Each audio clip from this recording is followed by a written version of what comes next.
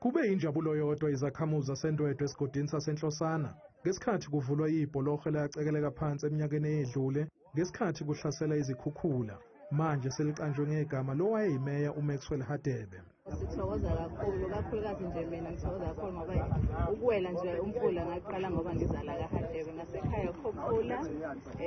So sibonga kakhulu ngoba sekhona ibridge. Bona siyabonga kakhulu ukuthi akusezukuwelwa phansi emfuleni, abesekho abantu abazomuka nemfuyo futhi nayo nezimoto ayisezukuwela kabuhlungu.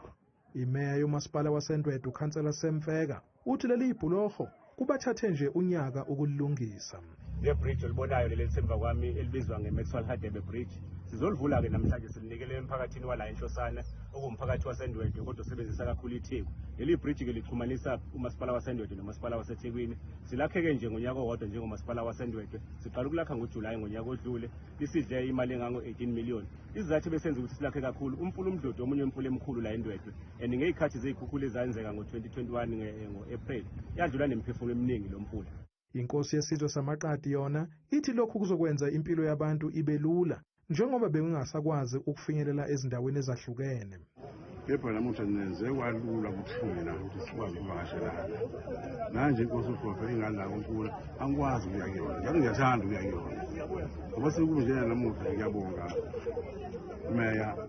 Imeya ithi leli ibhuloho selenziwe ngendlela yokuthi lingaphinde lemuke.